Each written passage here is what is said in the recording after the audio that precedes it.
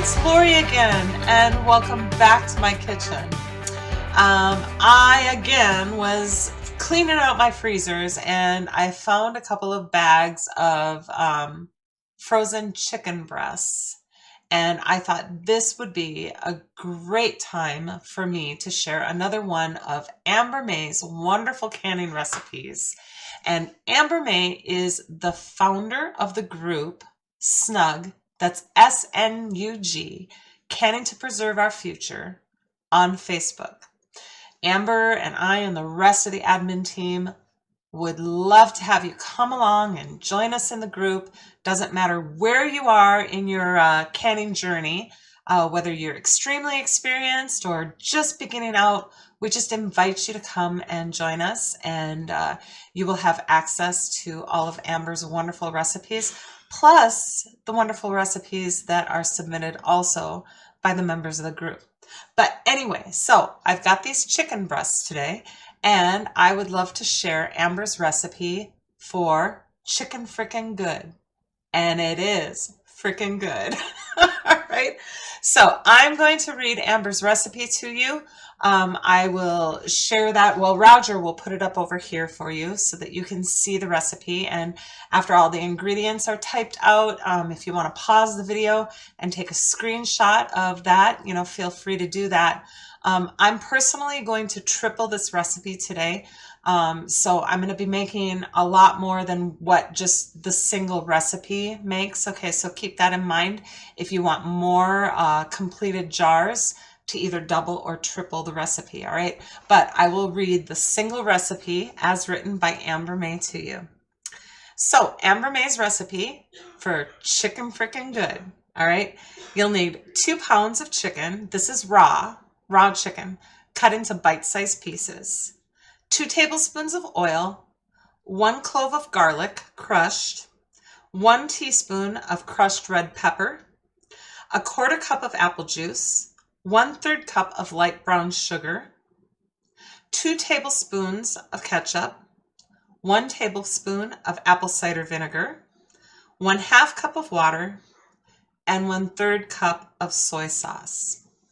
All right, so easy peasy, right? So you're going to take all of your liquid and spices, and you're going to put all of that into a little saucepan. And now remember that I have tripled my recipe, all right? So just put all of your sauce ingredients into a pan and stir that up, and just bring that to a boil for about a minute, maybe 2 minutes, all right? In the meantime, you have cut up all of your raw chicken, all right, into bite-sized pieces. What we're going to do is we're going to take that and we're going to get it into, I'm working with a lot right now. You'll probably only be doing a single recipe just to try it or whatever. So you're only working with 2 pounds. I'm working with 6 pounds. With my 6 pounds of chicken, I'm just going to take small amounts and I'm going to saute them a little bit at a time. And so you want to put that oil in a pan on your stove, and you just want to kind of saute and lightly brown that chicken, all right? And we don't want to cook it all the way through. We just kind of want to sear it, all right? And what searing meat of any kind before you can it does is it kind of makes it hold together in little bite-sized pieces a little bit better. When you raw pack meat, it's almost like you've stuck it into a crock pot on low for about 6 to 8 hours, and it gets really, really tender and it kind of falls apart. And raw packed meat is really good for, like, if you're going to do like a pulled meat sandwich, because it's just so tender, it just kind of comes apart. So in lightly searing this chicken, what we're going to do is we're going to make those little bite-sized pieces of chicken hold together just a little bit better. So I'm going to get my oil heated up in my pan. I'm going to sear my chicken because I have so much, a little bit at a time, and then I'll put it into another holding pan. I'm going to get my sauce coming to a boil, and I'll boil that for a minute. And when that's all done, I'll come back and I will show you how to very easily pack this into your canning jars and get it canned up for shelf stability. So I'm going to get busy searing my chicken, and I'll be back really quick. All right, so it was getting pretty late last night, and I'm choosing to hot water bath this recipe, and it will be a 3 hour long process. And because it was getting so late at night, I just decided, you know what, you better stop after you get your chicken all seared up and just head to bed for the night and then restart in the morning. And so that's what I'm doing. And this is actually a really good example that sometimes you can stop at certain points while you're canning in a recipe and just chill your items and then come back to it when you're fresh again in the morning. And that's okay to do. And, you know, for those of us who are working and whatever else, that's kind of that strategic canning where you can do steps along the way after you've come home from work, you know, do certain steps and then wait until the next day to complete the project. So that's what I've done. But anyway, so this morning I have reheated my brine. I brought my brine up to a boil and boiled it for about a minute last night. This morning, after chilling it, I've reheated that, and I've also kind of reheated up my chicken. But on the chicken, I do want to show you that I have not completely cooked this chicken, and we really don't want it fully cooked. Okay, we just want it seared on the outside so that it's kind of um, sealed and held together. All right, and it doesn't even really need to be browned, so to speak. Sorry guys, I'm having lighting difficulties this morning. But anyway, I'm going to go ahead and I'm going to put this on a plate for you. I'm going to show you what I mean by not cooked completely. And you can see that inside of my chicken is still there. Now you can see it. Inside my chicken is still pink. Okay, the outside is cooked, but the inside is still pink. And that's exactly how you want this. Okay, you don't want it completely cooked all the way through because you want that chicken to add a little bit more juice during the canning process. Okay, so I have also warmed up my canner. Now your chicken and your sauce are going to be, well, your chicken will probably cool off a little bit, but it will be warm, and then your sauce will be hot. And if you don't have enough sauce also to fill all of your jars, just have a little additional hot water ready just to top off your jars, okay? So what we're gonna do is we're gonna equally distribute all of our chicken through our jars, then we're gonna equally distribute all of the wonderful sauce. And if there's not enough sauce to cover all of, you know, all of the product in all of your jars, then you can add just a little touch of water to each jar to just top them up. So I'm gonna get you aimed down here, and we'll just start the filling process. Get that one piece of chicken in there that I cut to show you. Now, a single recipe with 2 pounds of chicken will generally fill about 3 pint jars. And I have tripled my recipe. I have 6 pounds of chicken today and tripled my recipe of the sauce also. So I should be able to fill 9 pints with my product today. So I'm just gonna go ahead and I'm gonna start just taking my seared chicken and filling my jars.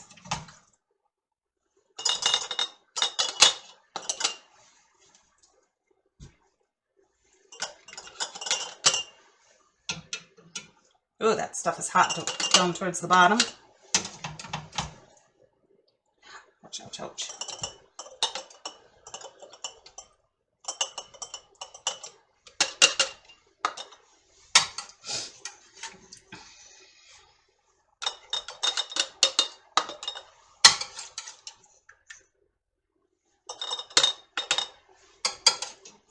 I don't think we're gonna get 9 pints, guys. I think we're gonna get fewer than that.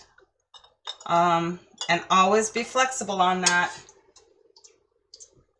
Whenever a recipe says it should do this or it should do that much, that is kind of a guideline. It's not always just a necessary or an absolute fact. You always want to fill your jars in the proper way and not try to just stretch it throughout as many jars as the recipe says that it should make. You always want to fill those jars correctly. That is your primary goal. And I'm not really packing my chicken in, but I am making sure that it is fairly full.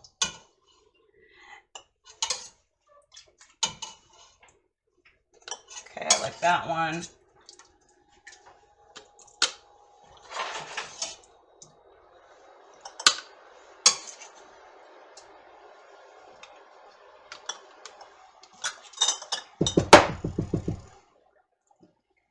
I'm going to settle my contents just a little bit just to check out and see where I'm at.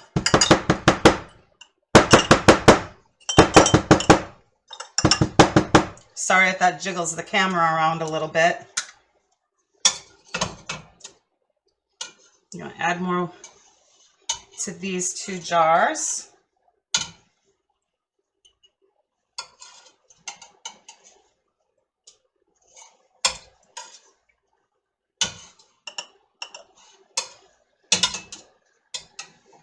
I think I want one more in that one too.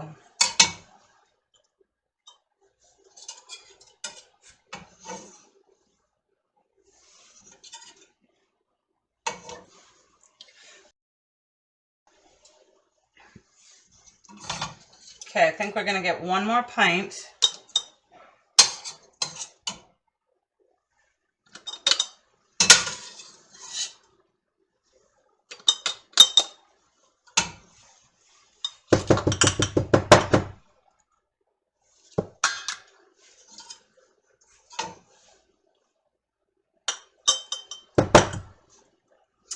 All right, we do have a little bit of leftover chicken in our pan yet that is not really going to fill a full pint jar, I don't think. Let's see how full it'll fill this. I've only got about 2 scoops of chicken. Yeah, that's not going to fill it. So I do have just a little bit of leftover chicken here. It's not exactly the way that I want my jar loaded. We'll maybe see if we can fit them into some other jars without compacting them too tight.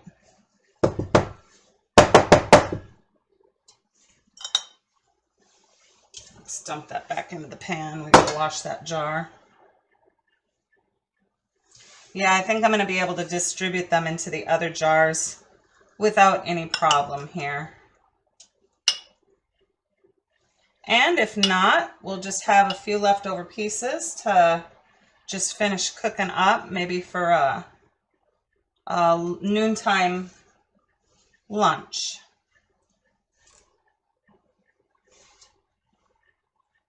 Yeah, I think we're going to be good here.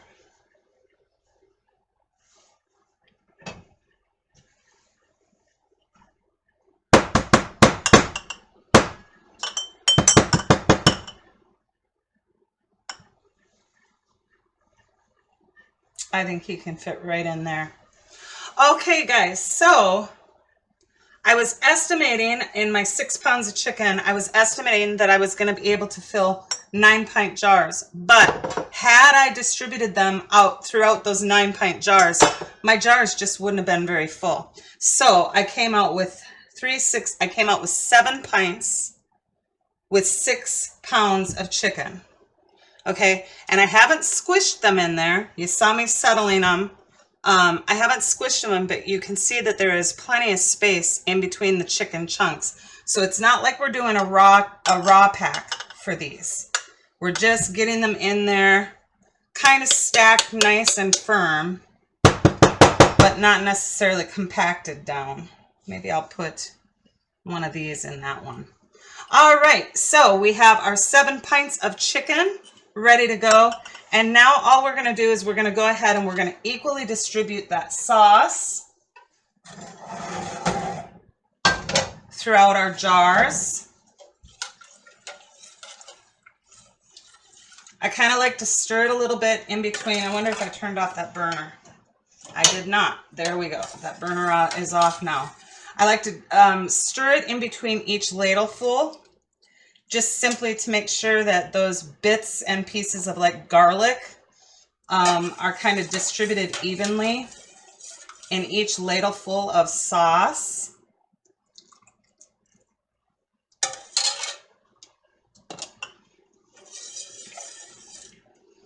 And I think I overfilled that one a little bit. Now this is another one of those canning processes where your solid food ingredient is going to be at a lesser headspace than what your sauce is. In other words, your sauce will not come all the way up over your chicken, or it shouldn't come all the way up over your chicken, because in the canning process, this chicken is going to cook further, and it will shrink down, and it will also add juice to the jar. All right, so we don't want to fill them all the way up to the head space that your chicken is at. And that gives them enough room to shrink down a little bit and to add a little bit of juice to the jar while they cook. And then everything will kind of come out even Steven in the end.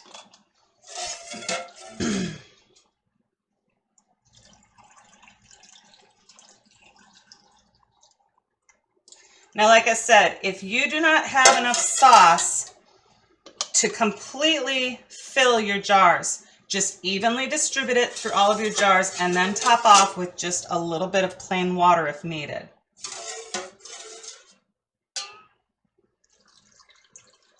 I'm obviously going to have plenty of sauce here. And this sauce is so good, you can go ahead and can this up just all by itself if you would like to. Just do a, just for the sauce only, do a hot water bath or a steam can for 15 minutes.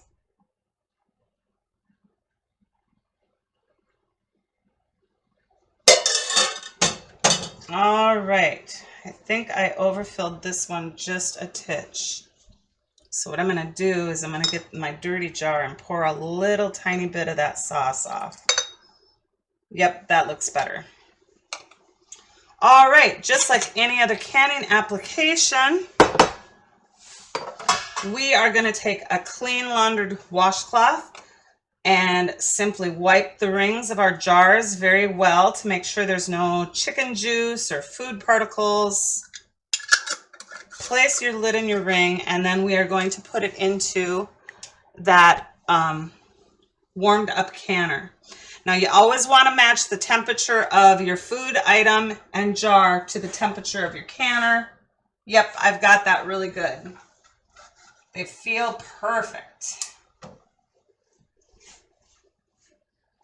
So hot food item, hot canner, cold food item, cold canner. Now, like I said at the beginning here this morning when I restarted things, this is one of those recipes, you guys, that I really prefer to hot water bath because, number one, you have the vinegar in there, you have the soy sauce in there, and you have quite a bit of brown sugar. And I've just really experienced that things high in sugar tend to scorch and burn in a pressure canner, all right? The high sugar items they just get this burnt flavor if you pressure can them. So this is one of those recipes that I really prefer to hot water bath so that I don't run into that scorched taste with all of the sugar in there. But if you would prefer to pressure can this, you would do pints at 75 minutes. Quarts would be 90 minutes. Now, hot water bath for either size jar, pint or quart, is going to be 3 hours. And that is what I am electing to do, is my 3-hour hot water bath. And I am using my Presto canner as a hot water bath canner today. Now, this is not steam canning. I am hot water bathing, completely covering my jars with water, all right? All right, so we have those all tucked into our canner.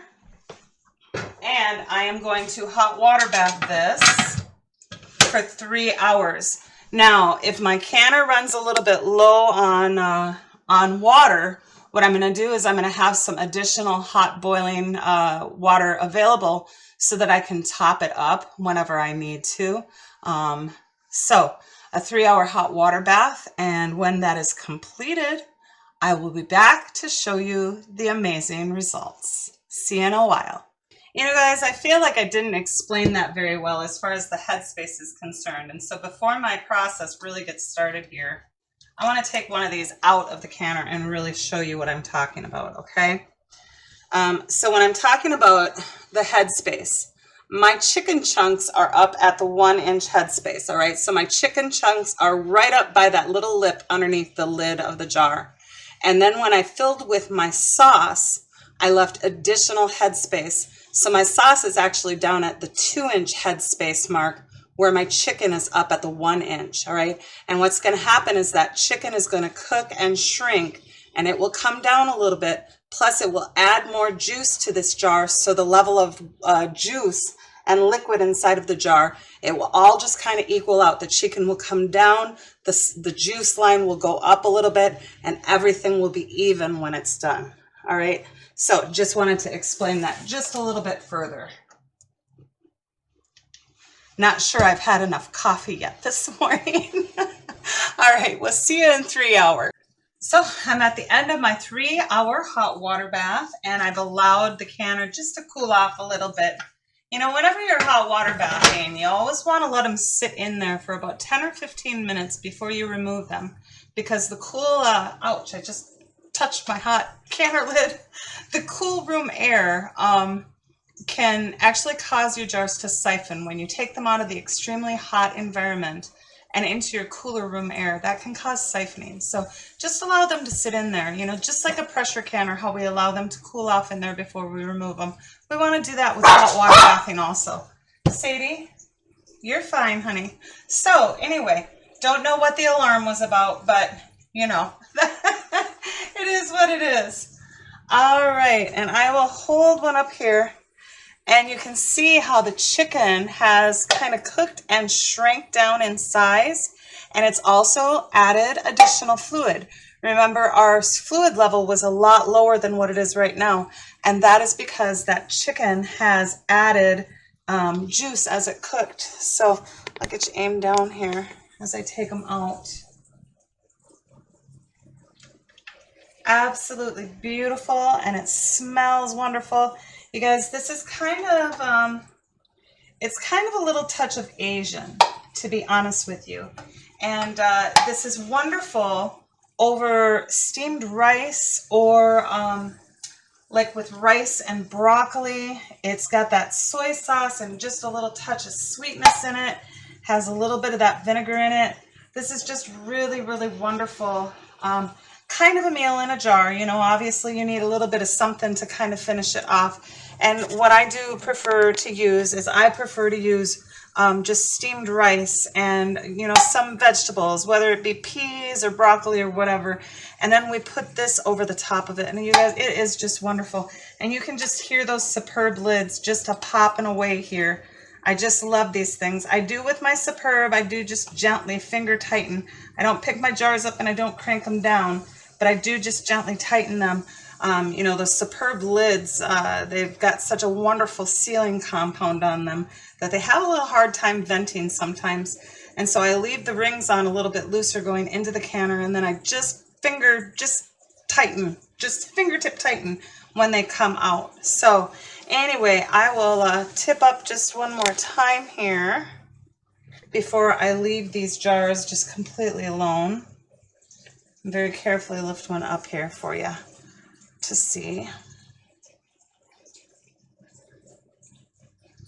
Oh, look at that. Look at all that bubbling going on. It's still boiling away, but look at how absolutely beautiful these are, you guys. Just lovely. All right, so I am going to allow my jars to cool and seal. And I think maybe for supper tonight, I will do some steamed rice and broccoli, and we'll put this over the top of that. And at that point in time, I'll come back and I'll show you like what the texture of the chicken is, and show you that obviously it doesn't fall apart. It's just absolutely fantastic. So I will be back in a few hours and we'll pop one of these open so that you can see the final results. So I am back with the chicken Fricken good. It has cooled and sealed, and I just thought I'd maybe hold it up here for you. All that yummy sauce in there, and no scorching because I did choose to hot water bath it. I'm going to show you how I personally finish this dish off. And actually, I'll have you take a look here. I've got my rice steamer with a few little peas and some broccoli in it. And so as that's cooking, I get the rest of my meal ready. And I have made up just a little bit of extra sauce, just simply because we really like the sauce. So I've made up extra sauce. But what I do is I just go ahead and I pop open my jar and I just drain the sauce into a pan. I withhold the chicken back in the jar. And what I like to do is I like to thicken this sauce, just so that it's kind of more like a gravy, so it's not so runny over your vegetables or your rice or whatever you're using it with. And so I just thicken it just like gravy. I've got my sauce in a pan. I've got a little bit of cornstarch in a cup, and I'm going to put some cold water into that and make a cornstarch slurry. And after I've heated my sauce up to boiling, I will then add my cornstarch slurry and thicken this wonderful sauce. And after it's thickened a little bit, then I add my chicken back into it to heat the chicken through really well. So I'm going to get my sauce heated up to boiling. I'm going to thicken it with a little bit of the cornstarch slurry and get my chicken back into it. And when everything's all done, I will plate some up for you so that you can see how absolutely amazing this finished dish is. So I'll be right back.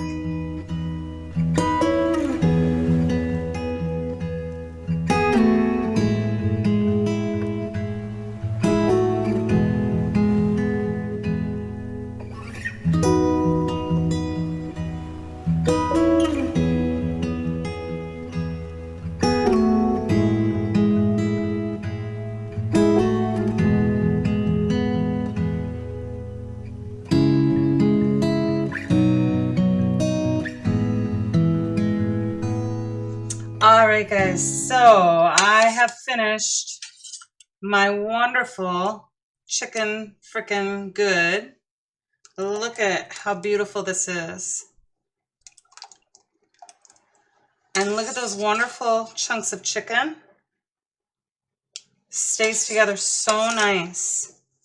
So now what I like to do is I just steam my rice along with a little broccoli and a few frozen peas.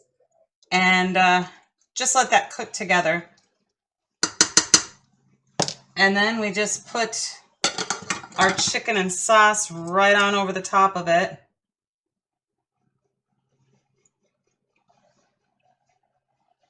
Look at how amazing that looks, you guys. And I'll stab one of these chickens here for you. Look, it stays right on the fork. Beautiful, beautiful, firm, wonderful, no mush. I'm gonna move this over to the stove again. I'll maybe even cut into one here for you. Look at there. Just beautifully cooked. Absolutely wonderful, wonderful, wonderful. And so delicious, you guys. It's obviously it's Asian inspired. It's almost like a sweet and sour sauce in a way. It's sweet, it's a little tangy, it's a little hot or spicy because of those red pepper flakes in there. It's a little salty because of the soy sauce. It's just absolutely fantastic. See if I can do this without burning my mouth.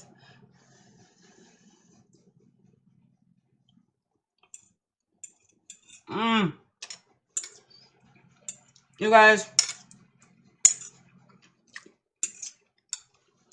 you can't get anything better than this at a Chinese restaurant. I swear. So, so good. And no scorched flavoring or taste due to the hot water bath instead of the PC. Now you can go ahead and PC this. That's fine. That's, you know, your choice. Absolutely your choice. But I do prefer to hot water bath it just simply because of all the sugar that's in there. and it does tend to kind of get that scorched flavor to it when you do PC. So just take that into thought before you make a decision.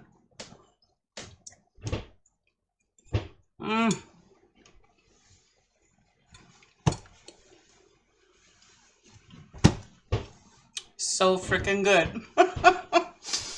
All right, well, I think that's about all I have to share on this another amazing recipe from Amber May. I hope that you try it in your own home and maybe put some away on your shelves for a later date. It's an absolutely wonderful, wonderful recipe and just really fun to have such a quick and easy meal.